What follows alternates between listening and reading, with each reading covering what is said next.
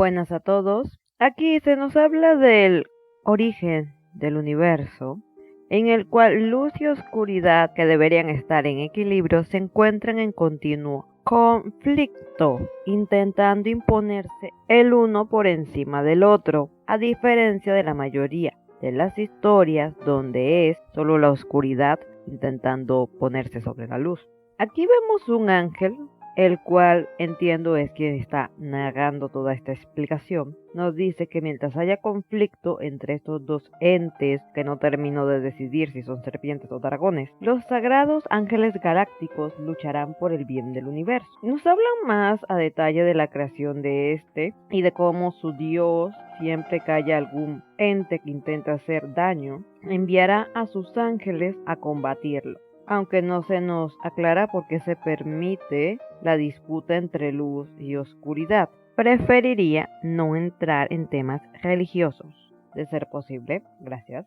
Se dice que algunos ángeles se encuentran entre nosotros, las personas. En esto vemos a la protagonista dormir y recordar algo de lo que fue su pasado. Por lo que dice, provocó un incendio en el orfanato en el cual vivía. Los otros niños fueron adoptados y ella quedó a cargo de una monja. No es bonito ver que la llamaban desde delincuente hasta demonio. A pesar de que su despertador suena, ella no se despierta hasta que Sor Gisela está tocando una olla bastante fuerte, lo cual la despierta de una buena impresión. De hecho, se lo dice porque es mucho ruido y esta le recuerda que fue su idea en primer lugar por no escuchar la alarma, además de decirle que se apresure ya que es su primer día de escuela. Aún con sueño, la jovencita rápidamente se levanta y se alista. Annika nos comenta que tiene 14 años, que está en 9º grado, junto a algunos gustos personales como los gatos. Al parecer es una típica protagonista algo torpe, se cae bajando por las escaleras, cosa que Gisela le reprocha. Dice tener 27 años y que la ha estado cuidando desde que era una bebé, aunque en la imagen se veía más como una niñita. Bueno, lo que sí es verdad es que efectivamente la trata como si ella fuese su hija, disciplinándola y enseñándole buenos modales, o intentándolo. Mientras desayuna, Annika pregunta por otra persona, otra monja, si ya volvió de su viaje, y ella misma le responde que efectivamente ya volvió, dándole un buen susto a Annika, la cual nos comenta que esta señora, a pesar de que se ve bastante mayor, es muy activa y atlética. También nos dice que había ido a escalar una montaña, que llegó a la cima de la montaña. A este personaje, al menos en esta parte, no vuelve a salir, por cierto. Tras el desayuno, mientras se va, Annika se pregunta si por fin este año podrá hacer algún amigo. Suena algo preocupante. Por distraída termina chocándose con el padre Carolo, otro personaje que no va a tener trascendencia en esta parte, quien realiza la misa en la capilla, además de que le gustan temas paranormales. Justamente estaba leyendo una noticia sobre un hombre que fue visto flotando en el cielo. Este asusta un poco a Annika diciéndole que quizás es el anticristo, a lo que ella le dice que no, porque es muy joven y aún no ha amado. En un intento de tranquilizarse, ella dice que sería hermoso tener alas y poder volar. Una niña está escondida de un extraño aire, la cual cuestiona, sin dar detalles de la razón, de que sea ella quien pueda o no ayudarla. Se le ve bastante inquieta. Pasamos a otro personaje, José, el cual tiene la misma edad que Annika y tiene también comportamientos adolescentes. Este está viendo revistas de chicas en trajes de baño y Annika había confesado que se durmió tarde por ver chicos en trajes de baño. Cosas de la edad, supongamos. Su padre le pide que evite los problemas y este le dice que confíe en él. El tema con la presentación de personajes es que salta de uno a otro y hay varios que es un poco anticlimático. Siento que corta lo que estaba haciendo el anterior. Aquí nos vamos a dos hermanos, Natalia y Stepan, los cuales están caminando rumbo a la escuela también. Ella se ve sumamente tímida y no quiere otra vez ser la nueva, mientras su hermano, confiado y tranquilo, le da ánimos. Aparte de que llama muy bien la atención de las otras chicas, este parece tener una conexión con los animales, y lo podemos ver con un pajarito con el que literalmente parece que estaba hablando.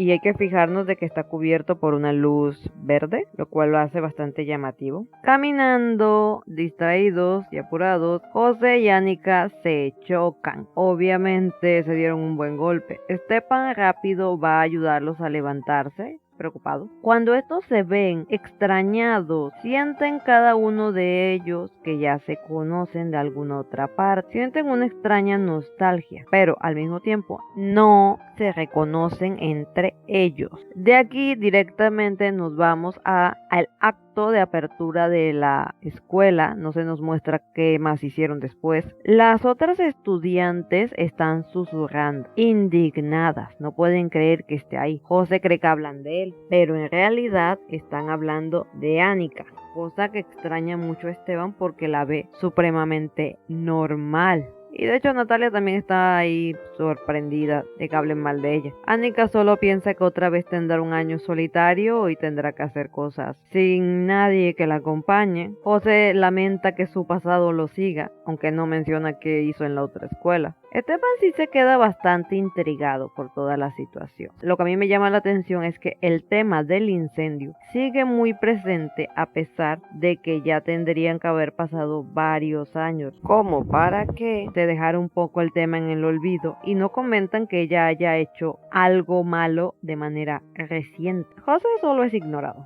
Sin terminar de tener contexto sobre estos 4 chicos, saltamos a otro personaje, Alexandra, la cual va en un avión rumbo a Ecuador y está bastante aterrorizada. También podemos ver que hay una señora para atenderla. Ella comenta que desde que tiene memoria el viento le ha dado indicios y ahora le está dando señales de que puede pasar algo malo, y este es otro personaje que en esta parte no hará nada y el autor pudo vérsela saltado sin problemas porque corta lo que estaba sucediendo con los otros y no tiene realmente conexión, al menos no en este momento. Ya lo siguiente que vemos es a Annika tras la escuela, sentada por ahí pensando lo triste que está porque no logra ser amigos y que probablemente ese sea su destino y solo tener gatos, cuando le llega un listón, el cual resulta ser de Natalia. El hermano llega y le da las gracias por alcanzarlo, aunque ella le dice que solo le llegó, o sea, no hizo nada. Tienen una pequeña conversación en la cual los hermanos le comentan que habían salido a comer helado y le preguntan si sabe dónde hay una heladería. Annika rápidamente les indica dónde poder comprarlos. Esteban, muy amable, decide invitarla, lo cual la emociona muchísimo, hace pensar que es una señal divina, que son las personas correctas de la que le había dicho Gisela que llegarían a su vida en el momento adecuado. Por supuesto, Esteban se queda un poco extrañado por la reacción de ella y Natalia bastante sorprendida. Mientras Annika piensa que debe actuar con propiedad, su torpeza vuelve a salir. Mientras Esteban la ayuda a levantarse, ella siente que su corazón se acelera y hasta llega a sentirse flechada, y podemos asumir que en verdad ha tenido muy poca interacción con jóvenes de su edad. Se ve que es muy emocional. Mientras están tomándose los helados, vemos que Natalia es muy tímida y prácticamente no participa de la conversación, mientras que su hermano le comenta a Annika que han vivido en distintas partes del país, aunque no menciona si se deberá al trabajo de sus padres o qué. Annika dice que casi no ha salido del lugar donde viven y no ha ido a varios lugares que menciona. Tras esto, y como está realmente emocionada, Annika decide hacerle de guía turística, mostrándole los distintos lugares del sitio, aunque comenta que es un lugar pequeño, tiene varios puntos interesantes que visitar. Y aquí podemos ver un cuadrito que se nos indica la ubicación exacta donde ocurre la historia. Macas se encuentra en Cartón de Morona. Bien, básicamente todos estos chicos son ecuatorianos. Les muestra la estatua de una amazona, la iglesia purísima de Macas, la cual tiene una curiosa historia en la que una doncella, seguida de un ejército de ángeles, salvaron a las personas del pueblo de un ataque de los aborígenes. Obviamente debió pasar hace bastante tiempo. Stepan le muestra a ella cómo atrae a los animales, atrayendo una serie de aves con su silbido, mientras que Annika intenta llevarse con un gato y solo consigue espantarlo haciendo que huya. La chica no sabe controlarse. Tras ir a un mirador, Stepan quiere jugar con un balón.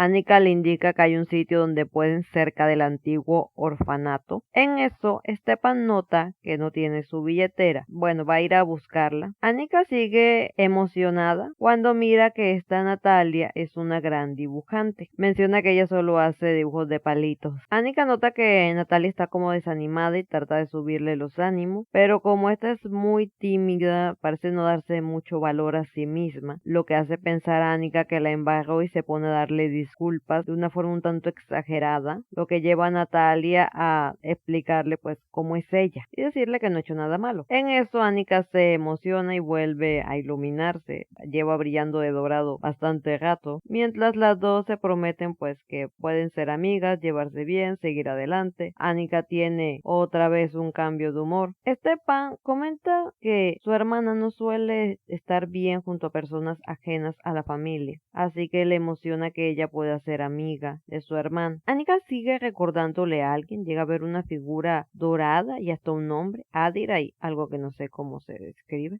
La misma niña de antes les pide ayuda a Annika y a Natalia. Unas amigas cayeron en un agujero. Stepan, quien ya se había alejado bastante, se encuentra con José, quien encontró su billetera. Al devolvérsela, le llama la atención porque es Ecuador, aunque la verdad es que cualquier país puede ser peligroso. Stepan le da la razón, aunque dice que tiene poco dinero ahí, pero comenta que está su cédula como si nada, claro. O sea, aprovecha para preguntar si se habían visto antes, aparte de lo que sucedió en la mañana, aunque está muy nervioso preguntando, teme algún malentendido. Stepan lo entiende, se da cuenta que él siente esa misma nostalgia y amablemente se presenta y le dice que pueden llegar a ser amigos. José se calma y también se presenta debidamente. Annika y Natalia siguieron a la niña hasta un lugar boscoso y solo hasta ese momento se cuestionan si es o no un asalto, a lo que Annika dice que tomó un palo por si acaso, lo cual Natalie no considera útil. Ese tipo de modalidad se extendió bastante y siempre es mejor llamar a la policía sin importar que el niño diga que está cerca. Cuando las dos ven el enorme agujero, se asoman a mirar, quedando muy extrañadas. En eso, el aire de la niña vuelve a cambiar un poco y ésta las empuja. Los gritos de ambas logran llegar hasta los oídos de los chicos. Stepan se apresura mientras José intenta advertirlo, teme que pueda ser un asalto. Aquí saltamos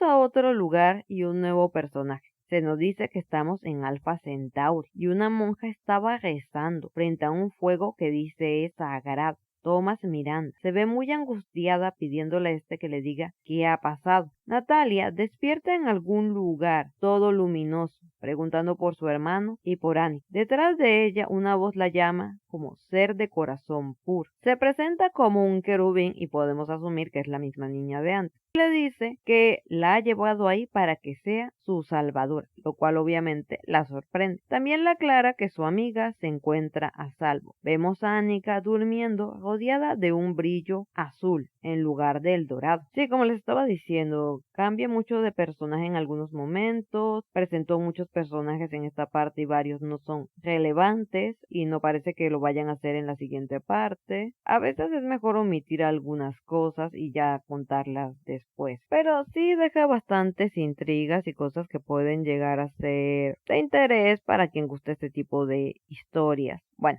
como siempre, ya saben, me pueden dejar sus comentarios, cualquier cosa. En la descripción están mis otras redes. Todo por mi parte, chao.